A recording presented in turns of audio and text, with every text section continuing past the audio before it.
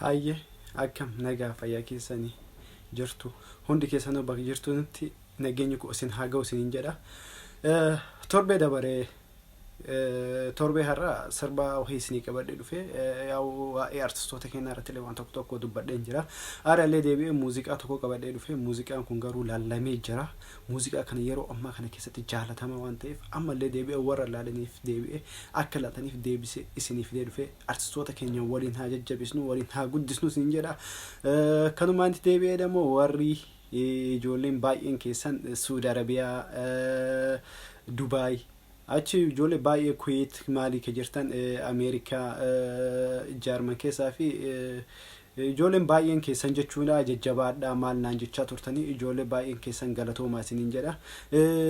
Ammallee yaadni keessan hundi keessan ana wajjin haa ta'u warri yuutuubii kiyyaaf addisii taatan haarawaa taatan subscribe like nuuf godhaa isiniin jedha. Nu wajjin turaa isiniin jedha. Fiilmii kana immoo wajjin ilaalle haa deebinu isiniin jedha.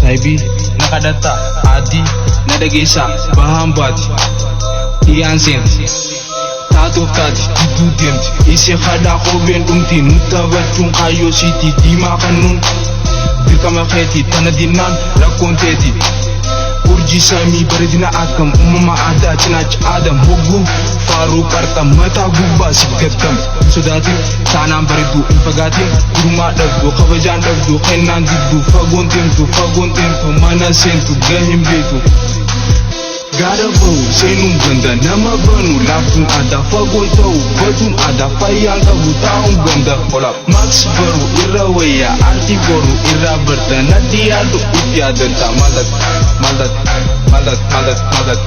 osumanarku bagat maradu tepit ya oluma gadi bagat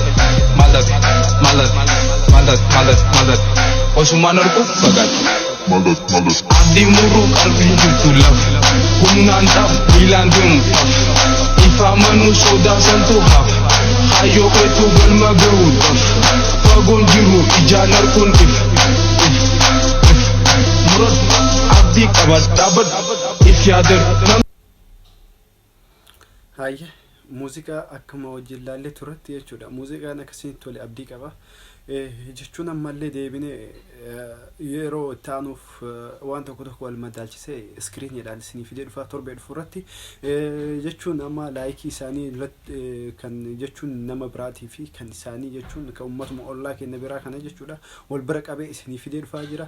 Waan isaan guyyaa takka keessatti argatanii fi waan teenna ji'a tokko keessatti argatan wal madaalchisee isinii fidee dhufaa galatoomaa isiniin jedha.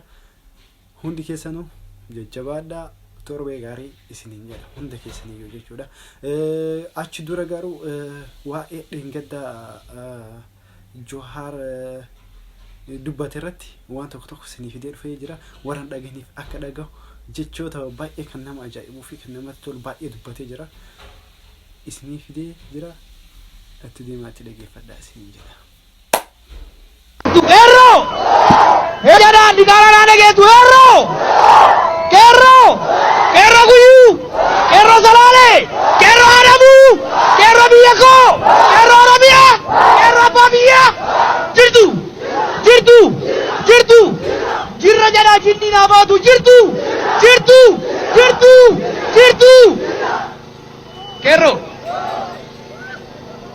akam jirtan nagayami amanami barri kun bara filannoo tiimi filannoon barana laafa akkamitti jedha filannoo ilmaan mallasaatii fi ilmaan saaddasaa jidduutti godhamtu ilmaan mallasaatii fi ilmaan saaddasaa jidduutti ilmaan mallasaa maal gooti lama gurguratti ilmaan saaddasaa maal gooti lama qotattee abbaa irratti taati ilmaan mallasaa maal gooti ilmaan mallasaa maal gooti saba gurguratti ilmaan taaddasaa maal gooti saba falmatti warri laaltan hundi keessanuu galatooma isin jedha an jechuun baay'ee waan natti toleef isinii qabadhee dhufee jira bareechise dammoo kana caalaa godhe torbee dhufurratti bareechise isinii fitee dhufa hunda keessanuu jechuudhaati na wajjin turra walaa jajjabeessinuu waliin haa turru isiniin jedha Oromoo kee hunda jechuudha